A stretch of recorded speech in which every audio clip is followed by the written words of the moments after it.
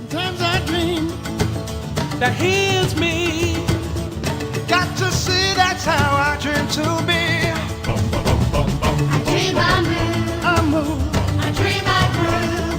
Like Mike, if I could be like Mike. I wanna be like Mike. Like Mike, if I could be like Mike. Be like Mike. Be like Mike. Oh, Be like Mike. Yeah, I try. Alrighty, what is up, everybody? Once again, episode 103 A-League show. It's sort of a two-person deal this week, but it is what it is. How's everything going? Oh man, I'm doing well. How about yourself, King? I say this all the time. I'm just trying to be as good as yourself, and that's a very high standard to set and to live up to. You know this. Nah, I'm trying to get like you, black man.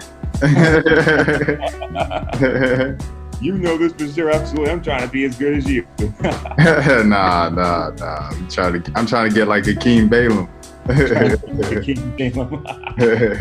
Well, we all, of course, still all up, of course, inside and everything, and doing another one of these late night deals after the latest episodes of the Michael Jordan Chicago Bulls documentary. So they showed episodes 3 and 4 of the documentary on ESPN. What was it that you took away from it? Man, so there are a few things I took away from this week. One of the things, just kind of the basic things, is Jordan, like the way he kind of just floated in the air, like when he jumped it's just crazy. It's very impressive. It's something so small, and of course, something you hear all the time, and Air Jordan, of course, and everything like that. But just the way he floated was crazy. Like that shot on Elo was just crazy. I've seen that shot in that game a billion times. I remember watching that game. The first time I watched it, I was in like 3rd grade, 2nd grade. It was on NBA TV, and I was watching it in my room. It was during the summer. Yeah. Precisely. And that was the first time I watched it. I was like, man, yeah, Jordan was that guy. Anyways, that was the first thing I picked up. Second thing I picked up, Dennis Rodman is like crazy. Like, I mean, I'm talking about just on the court, like just him like talking about the way he studied the way to play defense, and his tendency is to shoot this way, and if he shoots it and it releases this way, he's gonna miss it, and it's gonna bounce off on this side of the rim. It's gonna bounce off on this side of the rim. I'm gonna get the ball. And for him to like break down rebounding to that type of level is just really very interesting. And then another thing was Phil Jackson, the way that Phil Jackson's background, something that you didn't really hear about. Obviously he came up in a time where, drug use was kind of so common with the rock stars and professional athletes. But the fact that, Phil Jackson was kind of included in it, and, a hippie himself, it's just very different. And the fact that he said he was different than other NBA players and everything like that, it just makes sense why he and Rodman worked so well together, or he was able to, control Rodman and in a way that made him an NBA champion and made him work with the Bulls. Those were, I say, the 3 main things. And then I'd say one more last thing. Now, I came to the conclusion after this week that Trey needs to hate Luka. They need to hate each other, man. All this shaking hands, my brother, everybody want us to hate each other. All this camaraderie stuff in the NBA. I need big stars to hate each other again. Need some of that drama to add a little bit of spice to the deal. Exactly. We have Harden and Giannis, but then Giannis wants to be the nice family guy, and he's got to protect his brand and his image. I need 2 superstars, 2 stars to clash heads, So Trey and Luka, they could be those guys. That's who knows? I mean, that could be some. I mean, that could be something like that we may see over future years, of the NBA. Because here, the thing about it is, they really highlighted a lot of how the league was in the 90s. Because in the late 80s and the 90s, because it was really centered on the rivalry that the Bulls had with the bad boy Pistons. And we've heard so many stories about it, but that's one thing that I'm really glad that they highlighted, because the style of on-court play really reflected that. Like what they would say back and forth to each other really reflected that. When you look at the NBA today and you look at how it used to be, you know, in the late 80s and the 90s, like duels was literally like, you know, fighting each other on the court, like fight each other on the court, talking noise about each other in the media. It's so amazing how, you know, how things have progressed ever since then, and how nowadays, like you said, everybody's, you know, being all buddy with each other. And, you know, that is what that is. But, you know, it just really showed you exactly, like, you know, you had some dudes out there that were ready to scrap with some folks back in the day.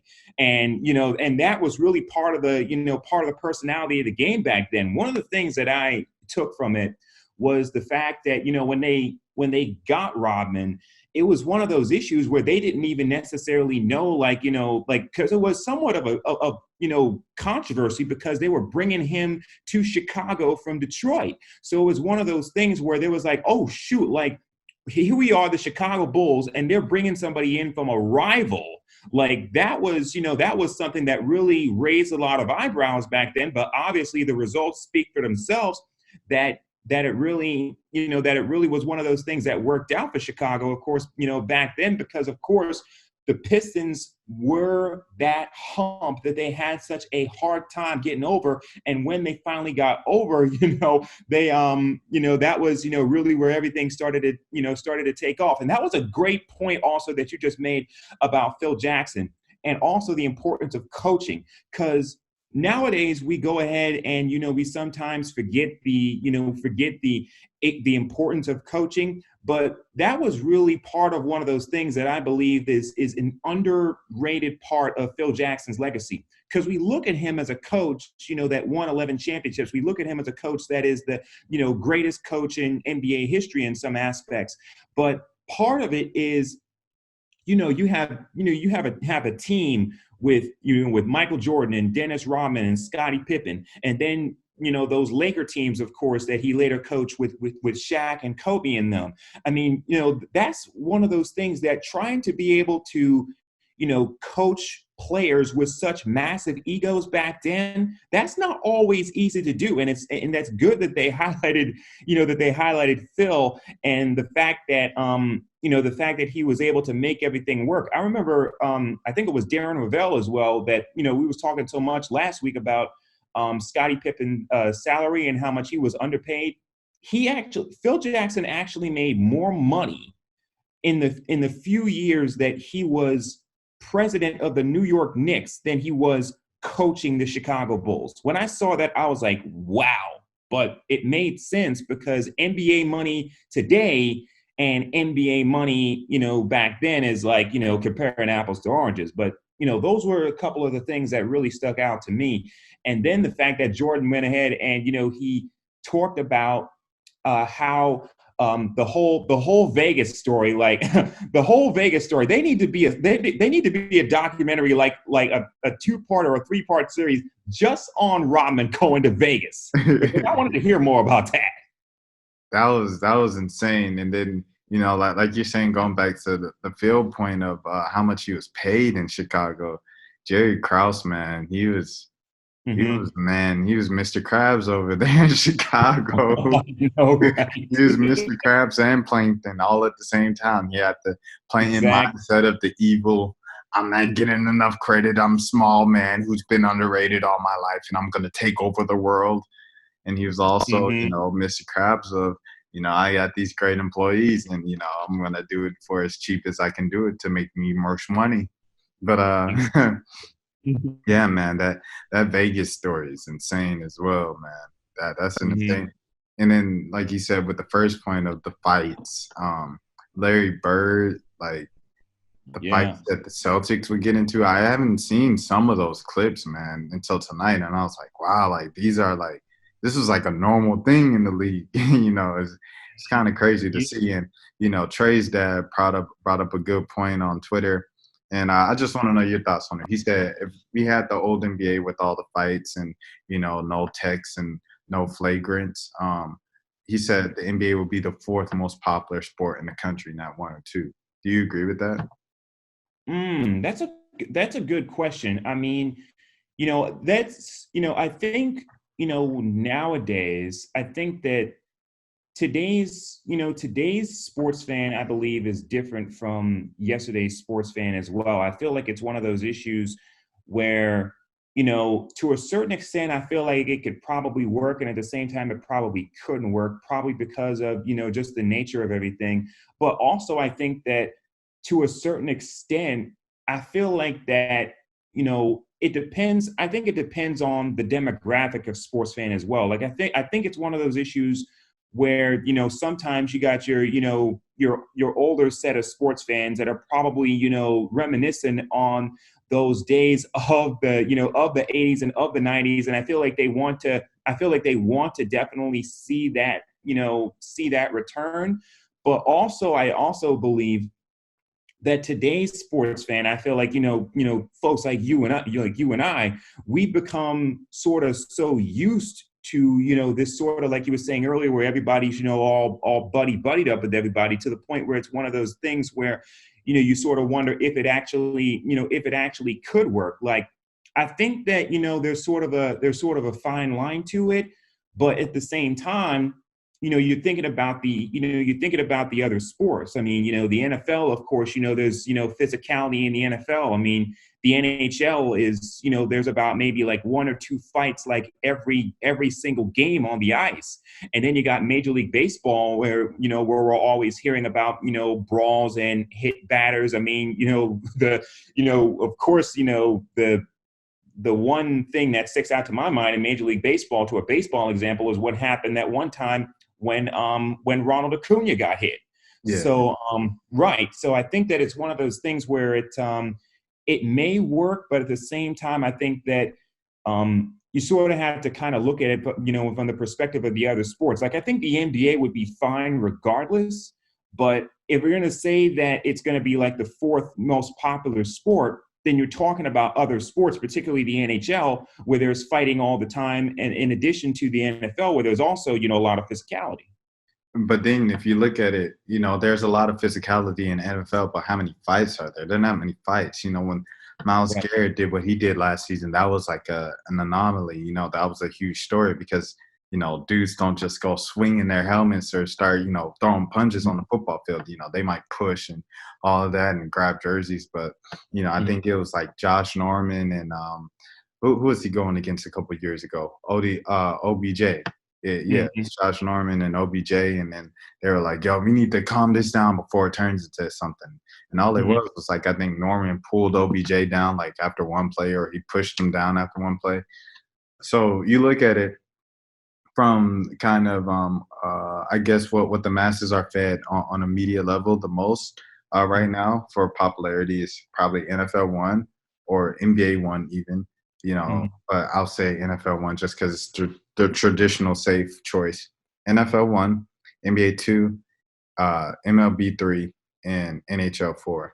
Now, those bottom two have way more violence than these two when you're talking about just flat out fighting.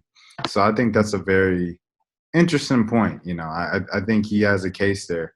But like you said, it's, for us to grow up in the era we grew up with, starting with Iverson, our earliest memories of being someone as cool and popular as Allen Iverson, I think it's very hard for me to see like the NBA not being one of the cooler sports, known across the board to everybody. And the thing is, AI is still cool to this day. Like, of course, he's retired, but in Philly, he's a folk hero. He is a folk hero in that area to this day, and always is gonna be.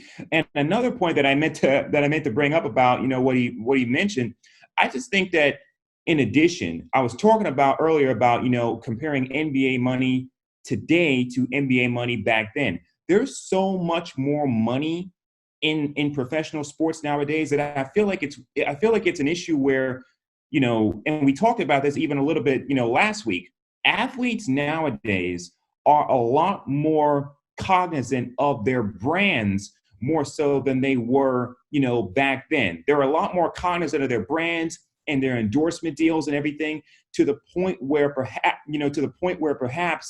even if, style of basketball were to come back, it would only come back to a certain extent, because you got some athletes that are probably thinking, oh, wow, I don't want to do something to mess up or butcher up my endorsement deals and all the money that I get off of that. Because some of these athletes out here, they make more money off their endorsement deals than they do off their team contracts. For sure, for sure. The guys like a guy like Trey, who's on his rookie deal, he's probably getting way more from all T-Sock commercials and Adidas, of course. And I'm trying to think of he has a few other endorsements that I can't think of right now at the moment. But, all those endorsements coming down the pike as his career continues. Exactly.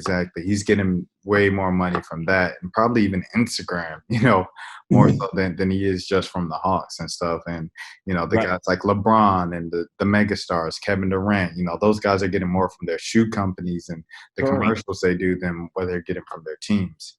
So, yeah, man, the money is just different. It's a different ball game and stuff like that.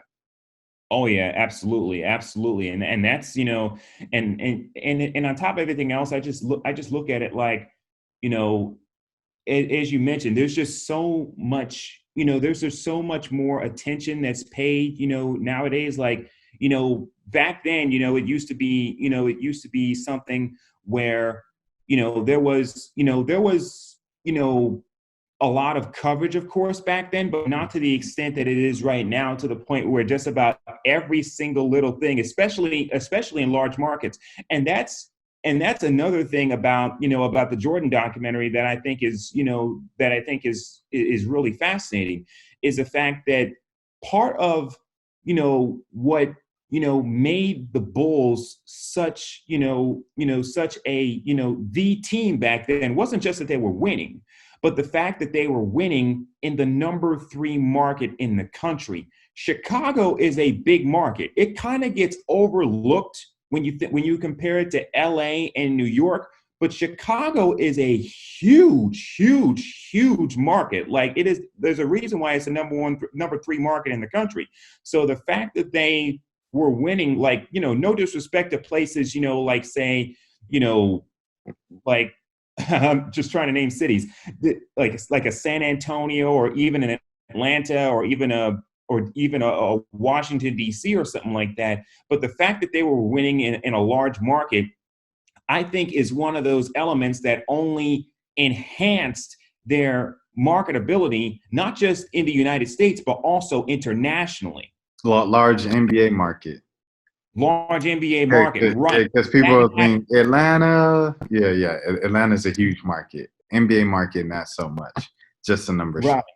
But what you're saying, I think it transitions right into our next topic, and then it combines the two. You said that the kids can't do anything these days. Like, you look at any of Trey's tweets, and people nitpick every single thing he says in each of his tweets and stuff. And obviously the big one this week was after the draft. During the draft, CeeDee Lamb, he has he's on one phone and his other phone goes off, and his girlfriend tries to pick it up, and he displaces her hand and takes the phone from her hand or whatever. And exactly, like it goes viral. Exactly. And then Trey just retweets it and starts laughing with the laughing emojis. And then someone pulls up his picture from high school with her, and it's like, ain't that your ex-girlfriend? So there's no type of, like you say, privacy anymore. There's no type of, people know your every move. They know your entire life now. People can expose it all on the internet. It's just crazy to me. But thinking about that, CeeDee Lamb and everything, what did you think of the first virtual draft? Oh, NFL draft. I think the NFL, they went about it the best way that they possibly could. I mean, the circumstances, of course, obviously are different, but it was, I was fascinated definitely by the draft and how everything was. I think it definitely helped. They just reported that they had record ratings for the draft. I think it was like 55 million viewers for the draft, and having it on 3 networks, ABC, ESPN, and NFL Network, definitely helped. But I was definitely enthralled and fascinated. Of course, I think everybody knew that that Burrow was going to go first. And then, everything, started to fall into place after that. I think everybody, had an idea that Tua was going to go to Miami. But what really interested me about the first round, not necessarily the first round, but what really interested me early on in the draft was all of the drama around the Packers, like the fact that they traded up and then they went ahead and they traded up to take a quarterback, Jordan Love, out of Utah State. And on top of everything else, not only did they take him, but they drafted, if I remember correctly, they drafted 0 wide receivers in a draft that was chock full of wide receivers. Like, that I would have figured, like, if they were gonna trade up, they would have traded up to maybe, get one of those wide receivers in such a wide receiver rich draft. But the fact that they didn't even do that has a lot of people in Wisconsin thinking like, oh shoot, like, is this possibly, the end of Aaron Rodgers in Green Bay? And if it is, what I will say is I can understand why that would be the case, because when you look at the fact that they did that, that looks like something that I would guess that there is a certain sector of Falcons fans that probably wishes they did the same thing, because how some Falcons fans, probably feel about Matt Ryan. But I see why they did that, because let's be honest. I mean, even though Aaron Rodgers has won a Super Bowl in his career, dude can't stay healthy. Oh, no. Dude has not been able to stay healthy for much of his career. Rodgers is just, he's not what he used to be. He's still a magician. He's still like an elite quarterback. He's just not who he was in 2016. He's not who he was in 2015, 14. Because of those injuries and age, father time is undefeated. So, like everybody was saying, Brady. Yeah, exactly. So it's like, everybody was saying, because the rumor is that Rodgers was feeling some type of way about that this weekend. And then everybody's like, oh, history repeats itself, because that's exactly what happened. And when was it, 2005 when Rodgers was drafted? 24th. By Green Bay. Yeah, exactly. Green Bay gets him, and he just doesn't get Favre help, and Favre is like, okay. He sits under Favre for a couple of seasons, and they're like, oh, all right, so what you gonna do, old man? You gonna retire, or you gonna want to go to another team? Because we not bringing you back. Yeah, and he went to 2 other teams, if I remember correctly. Exactly. The Jets and Minnesota. Jets and Minnesota. So it's looking like, Rodgers is kind of going through the same path, but, for him to kind of be the person that saw it coming the entire time, coming after Favre, to be the guy now in the other side of, in the other seat, it's got to be like he's got to feel, it's definitely understand why he feels disrespected, you know what I'm saying? Yeah. Especially not to give him any help. It's kind of putting the blame on him, like you're saying. So exactly. But like I said, I understand exactly why I did it, because the pick, and like I said, we'll see, how things turn out, of course, on the field. But the pick feels not necessarily only like, what happened with him when he was drafted in 2005 to back up Favre, but it also kind of feels like what happened, a long time ago when the Giants took Eli Manning to back up Kurt Warner, because everybody knew that Eli Manning, like, they were trying to make him into their franchise QB, and, that turned out pretty well for the Giants. So that's what I was thinking when, when that pick was announced. It was a surprising pick, but like I said, I fully understood why they did it. And you said the same thing in a group chat about Jacob Eason when he was taken on like day 3. You're like, he'd be starting by the end of the season. I'm like, I don't know, because he's going to be a third stringer. He's going to be behind Brissett and Phillip Rivers.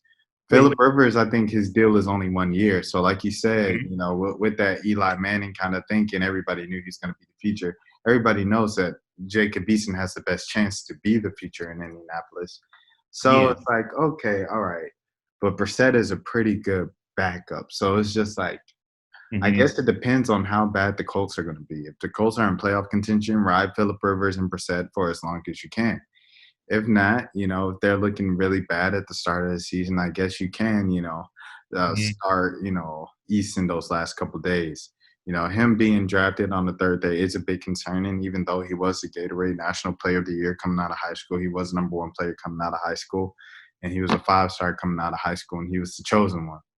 Mm-hmm. But, still going, it's just kind of weird to see a day 3 guy, be starting at a position like quarterback that early, in his career. Mm-hmm. I see what you mean. I mean, but, it has definitely happened before. I mean, we sometimes forget, that Brady was a 5th-round draft pick out of Michigan. And on top of everything else, I know that a lot of people have pegged the Indianapolis Colts possibly as contenders.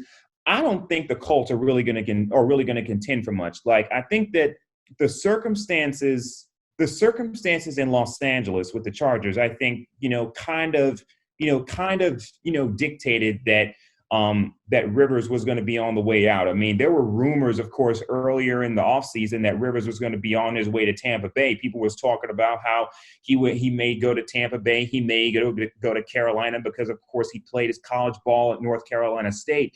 But if you look at Phillip Rivers' career, yeah, he's still getting a lot of passing yards, but for the most part, he's another one of those guys that father time, as you mentioned, just like with Aaron Rodgers, he's another one of those guys who's an over-the-hill quarterback, and that father time is kind of catching up to him too. So I would not be surprised, especially if it's one of those things where the Chargers start the season like, say, Chargers. I'm confusing two teams, his previous team with his current team. But if Indy ends up starting the season, let's say 3-6, or let's say 3-6, or maybe even 4-5, I wouldn't be surprised. And on top of everything else, let's also not discredit the possibility that they may end up trading Jacoby Brissett and using him as trade bait for another team. So if he's trade bait, and all of a sudden that depth chart is saying Phillip Rivers, Jacob Eason, I wouldn't be surprised if later on in the season we see Jacob Eason get a couple of starts.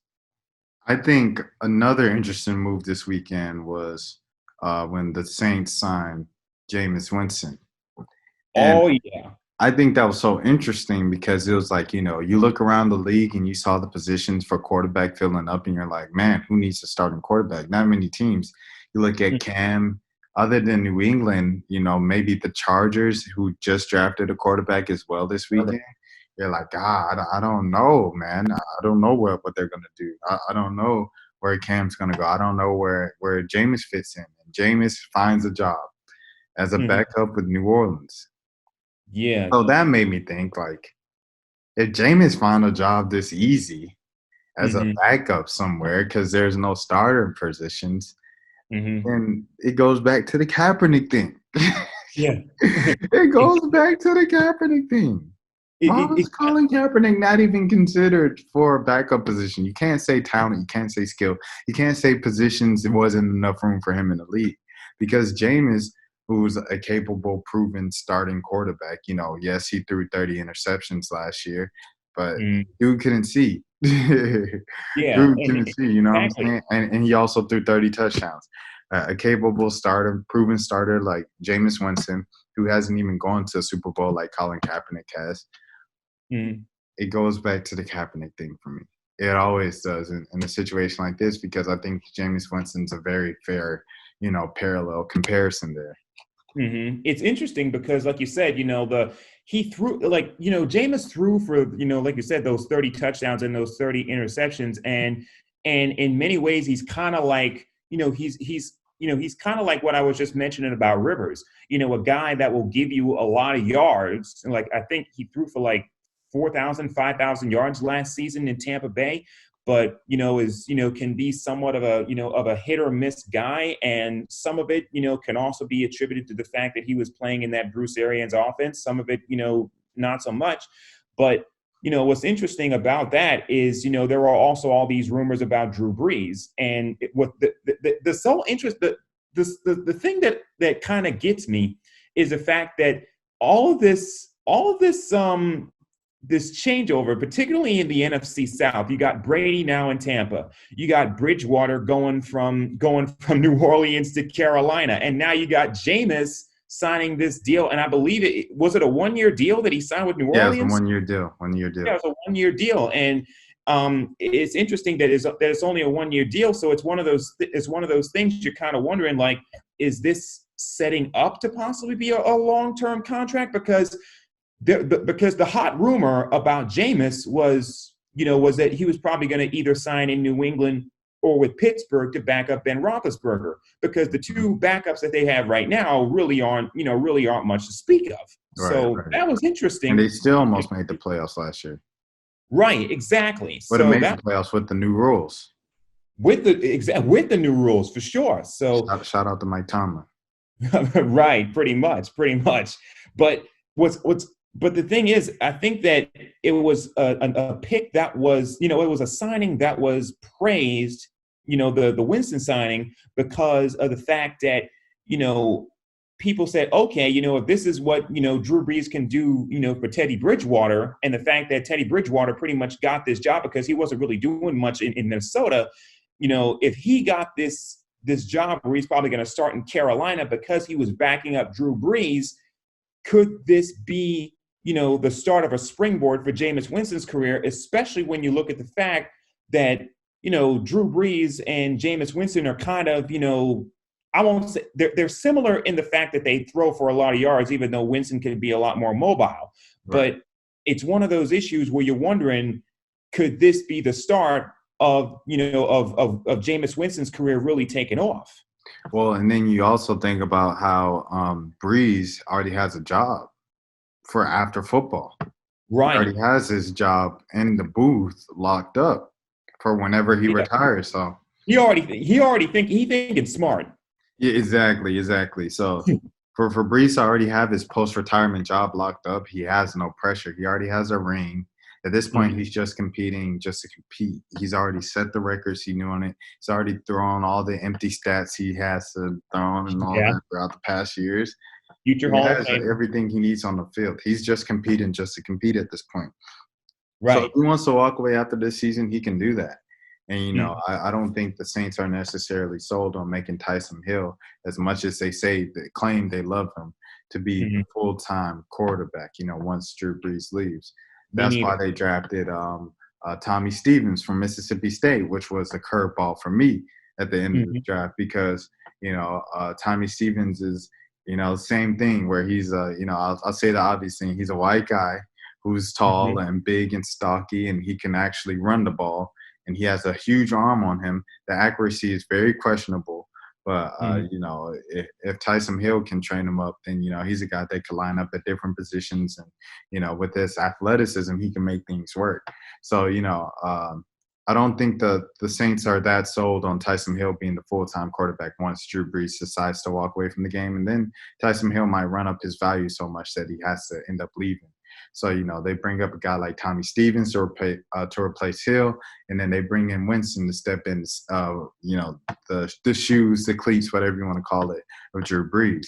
And then you look at a team like Tampa, exactly what I was thinking about when you're talking about all the movement in the NFC South. What is Tampa going to do? Because Tom Brady isn't playing more than 2 more years. Like, this is it. Like, it's like this year or next year is it for him. So, and then Gronk is going to leave when Tom Brady leaves again. He's going to be like a Marshawn Lynch, where Lynch came back for a couple more years just to kind of do things on his own terms and walked away from the game again. So, And here's another thing that people are forgetting about Tampa. They're thinking, because they signed Brady and because they signed Gronk, like, oh, they're pretty much trying to bring back the old New England Patriots band back together in New England. Like, I saw tweets and I saw memes all over the place of Edelman. Like, he's looking at Brady and Gronk like, oh, like, get me out of New England. But here's what people are forgetting. What people are forgetting is you can bring Tom Brady to Tampa Bay. You can sign Gronk to Tampa Bay. But one thing that's not going to be so easy is you better hope that if you, Bruce Arians, and you better hope that if you, the offensive coordinator in Tampa, you better hope that the Bucs offensive line can protect Brady and Gronk the same way that the Patriots offensive line was able to protect Brady and Gronk. Because we were just talking about Winston and how he can be a mobile quarterback. We talk so much about all these other quarterbacks that coming into the league, and how they're mobile, Brady's in his 40s. He's not exactly,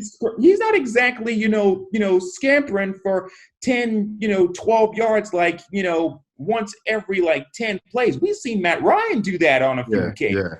So, if you the Bucs offensive line, and when you get to practice at one Buck place, you better hope that your offensive line is ready to go. Because if that offensive line ain't ready to go, then it's gonna be some problems. And that's why I like the fact that, when you watch the Falcons draft, that they drafted some defensive players.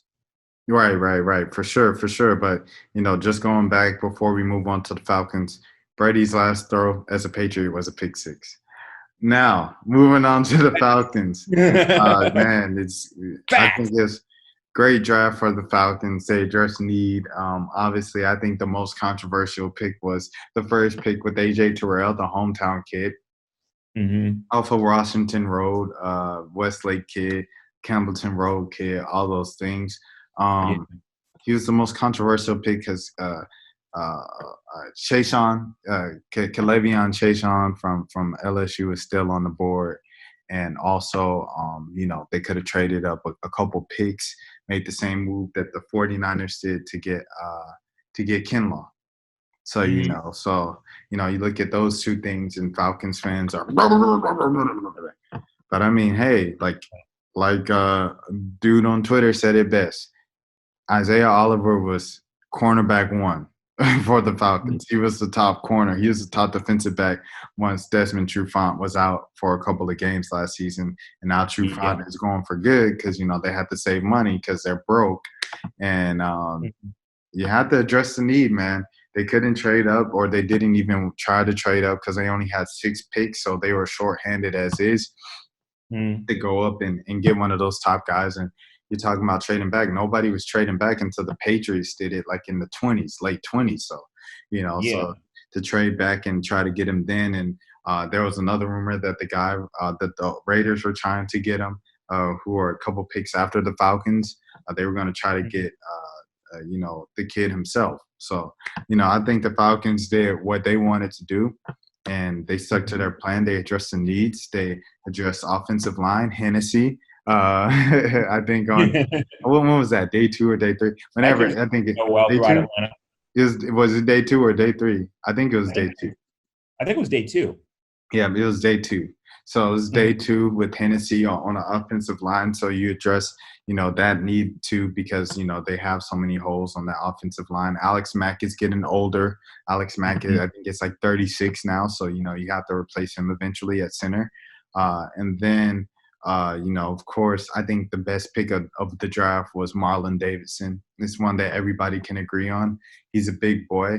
I think that's the only concern people have is that he's a big boy listed as a DN. They're probably going to have to put him on the inside since he's so big, up that middle with Grady. And, man, it was a pretty good draft for the Falcons. Yeah, I think so, too. I know that, when you look at these drafts and going into any single one of them, it's like, people put so much, Jeremy said it best on Twitter. He put, fans will go ahead and they will put so much stock in who a team picks in the first round. And they think like, oh, these are the franchise players, everybody that gets, picked in that first round of the draft. But he said it best that it's who you pick in rounds 3 through 7 that build championships. And that's what the Falcons are in a position to try and build. And, because, so many people were giving Atlanta flack because they had such an atrocious start to last season. And then all of a sudden they started reeling win after win after win. Meaningless wins, like, by the way. Yeah. Meaningless wins. Meaningless wins, by the way. And it's one of those things people thinking was, oh, wow, like, what are we doing? Like, we're winning when we were supposed to be losing, and we're losing when we were supposed to be winning. But like you said, I think that they address need. And when you're in a position like the Falcons are, that's the main thing that you got to do. They definitely had to address need. And, given the fact that, they had tried or was rumored to try and trade up earlier in that first round for some other picks, I think that for the most part, you can look back at the draft and say, you know what, they did what they had to do. Absolutely. I think Grady Jarrett was the guy who was drafted in about fifth or fourth round. Right. So and he was one of those key parts of that 2016 NFC Championship team. He was a guy who set the Super Bowl record, tied the Super Bowl record for most sacks on Tom Brady with 4 sacks. So I mean, you just look at it from that perspective of a lot of the good guys. We were talking about quarterbacks earlier, in day 3 quarterbacks. Dak Prescott was one, 4th round. Dak Prescott isn't the best quarterback in the league, but he certainly gets the job done. You know what I'm saying? And certainly prayers out to Dak for losing his brother this past week, 7 years after he lost his mother. So, that's certainly tough. Yeah, definitely prayers out to Dak for that. But yeah, man, like Jerry, I'm on the bandwagon with you and Jeremy on that one. What did you think also about speaking of late, third day quarterbacks being drafted, in addition to Eason going to Indy? What did you think about? I think Fromm was drafted by Buffalo. Yeah, Fromm slipped a lot, man. He did.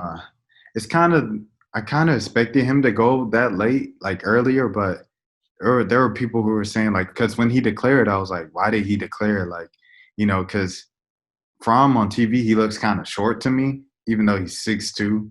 He's a big dude. He's an NFL-sized quarterback, but he just looks really short on TV. So that compared to, like, all his performances in big games, and I don't know, man. I've just never been that huge of a Fromm fan. So when I saw he declared early, I was like, why not just return for your senior season at UGA and see what you guys can do, another year senior and stuff like that.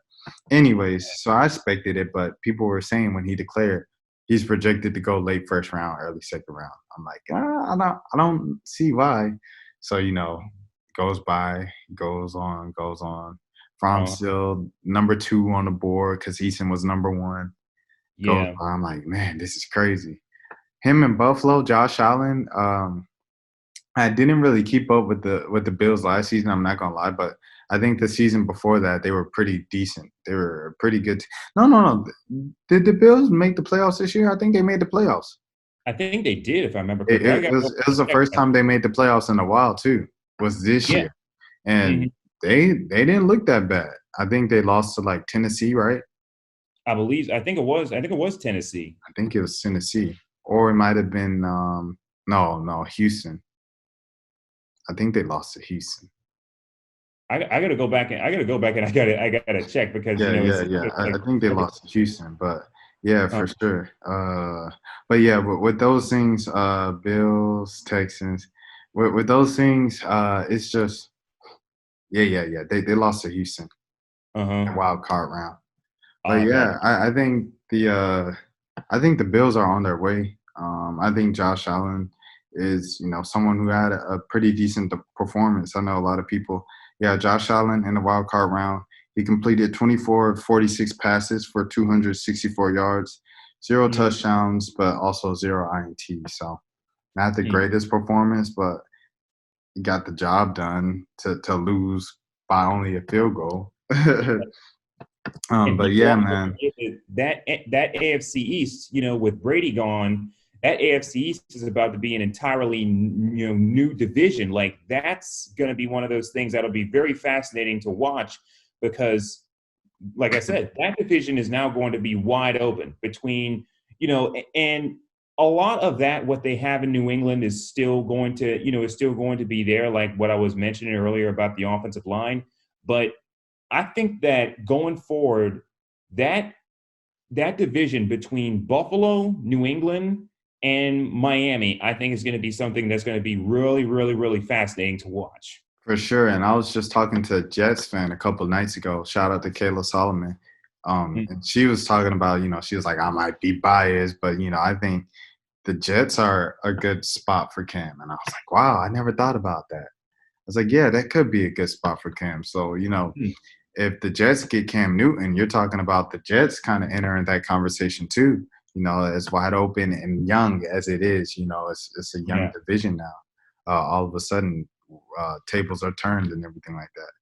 But yeah, Well, we would love Cam in New York. oh yeah, yeah, yeah. The marketing opportunities for Cam Newton in New York dwarf the marketing opportunities that he may have had in Carolina. Oh, for sure, for sure. Absolutely. For So you sure. put Cam Newton in New York, that's the league, the NFL would love that. Oh yeah, yeah, yeah, for sure. Superman. But yeah, man. I guess now just as we're starting to wind down on the episode and stuff, just you know, just how are you doing? We had the update last week of how everybody was doing. How are you holding up now? Oh, I'm still, I'm still holding up, day by day. Like it's one of those things. I'm still, going about it, like I said, like day by day by day. So I'm kind of approaching it because one thing that people don't know about me, I used to be a baseball player. I used to be a baseball player, when I was really young. This was well before I was well before I got to high school and things like that. But I used to be a baseball player when I was in elementary school. And I kind of, go back, to sort of that, background that I kind of have myself as a former athlete when I was playing, Little League baseball in South Carolina. Sometimes it's just one of those things you got to sort of take it day by day. And, like I said, I'm keeping up, of course, with family and keeping up with y'all, obviously. Yeah. And, just trying to make sure everything was, everybody is okay, making sure that they're, staying safe from this, whatever it is, this virus.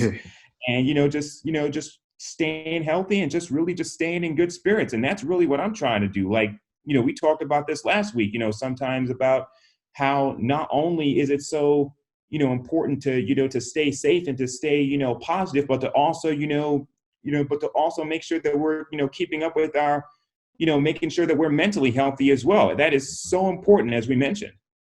Yeah, man. This week I'm very happy because I'm in a much better space this weekend at this point of the week than I was last week. So that's very just a very relieving and lightening feeling for me. So I'm happy. And like you said, a lot of it is just just keeping in contact with people. I've had a shout out to David Shealy. After he won his award, I was talking to him and woo, yeah. And everything like that, and just talking to my college friends and all that, that was just, it's like therapy, it's like being back in GSTV office, being back in the Signal office all over again, And, those are the days. Yeah, exactly. It's like, I think that's what you kind of have to do to really, sometimes when you might be feeling, a type of way or isolated or anything like that. Cause, I haven't left the house much, I had to get my car fixed in the morning because I haven't been driving it, so the battery died. So I had to get roadside assistance to come in the morning and all that and start it back up and drive around so the battery doesn't die again. But yeah, man, so that's how cooped up I've been. So, I definitely need to, definitely help to talk to those guys and, talk to y'all as well. So. Yeah, absolutely. It sounds like, when we, go back to our Georgia State days, it's one of those things where it's almost like we sound so much like old heads nowadays. We sound so much like old heads going back to our, remember those college years when we was at Georgia State and when we was at the Signal? Like we talking like old heads now. I was talking to someone. I was like, man, I ain't seen you in a couple of years, man. How you been? He was like, yeah. Right. He was like, yeah, we were babies back then.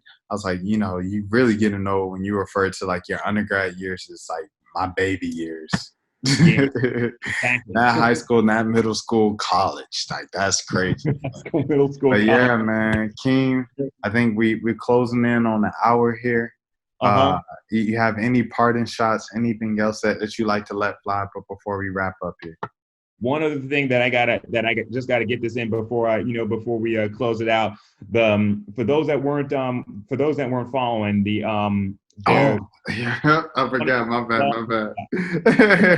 Yeah. So they were so they pretty much had the book thrown at them. They had this. It wasn't one of their more well-known guys like Alex Cora, even though I think Alex Cora did get a suspension.